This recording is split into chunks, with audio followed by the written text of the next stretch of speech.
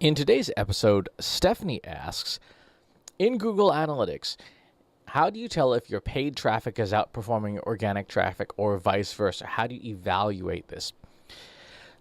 This is a bit of a misleading question. It's not misleading in the sense that of trying to mislead, but in the sense of it shows that the mindset is an either or mindset. Paid doing better than organic, organic doing better than paid. And what we actually want to ascertain is the, to use a corporate buzzword, the synergy of different channels working together. What is the impact of channels working together? If you took that channel away, what would it impact? Or how would it impact your marketing? There's an equally cliche term from business. Does 1 + 1 = 3? In the sense that two channels working together, sort of the sum of the parts is greater. How do we determine that? How do we make that determination? So in Google Analytics, let's go ahead and go into the interface here. So we'll bring this up. In Google Analytics, I'm going to use the Google demo account, which, by the way, if you have not added to your own Google Analytics account, you should. And the reason why this exists is Google shares publicly the data from their merchandise store, and it uses every channel, paid, organic, you name it. They throw the kitchen sink at it so that there's good sample data, and every possible feature in Google Analytics is turned on. That way you get a chance to experiment with stuff that wouldn't necessarily be in your own Google Analytics install. So I'm going to go to conversions here. I'm going to go to Multi-Channel Funnels, Assisted Conversions. And let's take a look at what Google is doing here. So we see these 9 different channels here. 8 different channels, direct, organic, referral, paid, other advertising, social, and then display. Display, other, and paid search are their paid channels. Organic, referral, and social are their unpaid. Interesting there's no email here. So what we want to do is, can we ascertain which is working better? Well, there's 2 types of conversions in Google Analytics. Assisted conversions are conversions in which this channel helped nudge the customer along, but it was not the last thing the customer did before making a purchase, before, in this case, buying something. Your conversions may be different. Last click or direct conversions mean that was the last thing somebody did. So that was, in this case, organic search. They searched something, and then from that search result, they bought something. So it was the last thing somebody did. It was the channel pushed them over the line into becoming a customer, or at least a converter. So what we see here are organic search assisted 5,200 conversions and was the last thing somebody did for 11,000. Referral, 4,400, 5,400. Paid search, 1,081, 1,845. So to answer Stephanie's question, you determine the number of last touches that a channel did, and then you determine the number of assisted conversions a channel did, and you make that determination. What percentage of assisted conversions to last touch conversions were there? If the channel is helping out a lot, let's sort this here by that ratio, which you can see on the right-hand side. In this case, referral helped 4,400 and was the last touch of 5,400. Referral is helping a lot of other conversions significantly. So it's a really important channel. If you were to take that away, you would lose the 5,400 direct conversions, but you would also potentially lose these additional 4,400, and that would be really, really bad. Conversely, if you look down here at social networks, if you pulled that out, you'd lose 544 conversions as last touches, but you could also potentially lose an additional 217.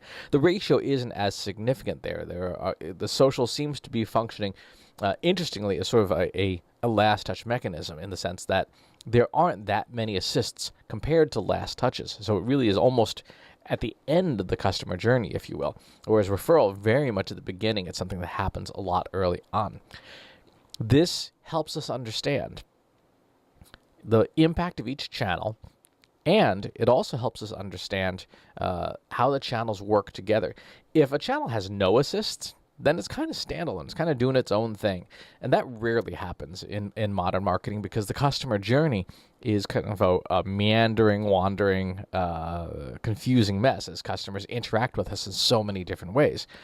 But if you do have a channel where that ratio is almost zero, then that is clearly a channel that's on its own and is not benefiting from your other marketing, and your other marketing is not benefiting from it. So something to think about fixing.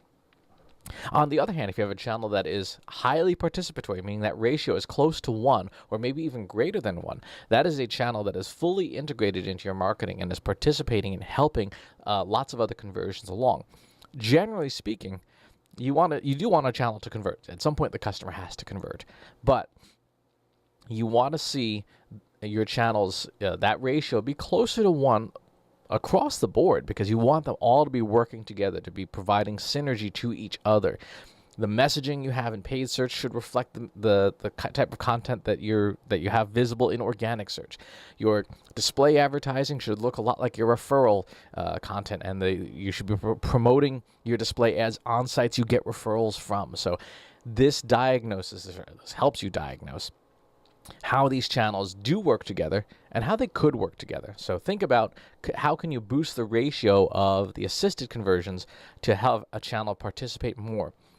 A company with very, very, very low assisted conversions across the board typically means there's like a messaging disconnect where you're doing one thing in one channel and not doing the same thing in other channels.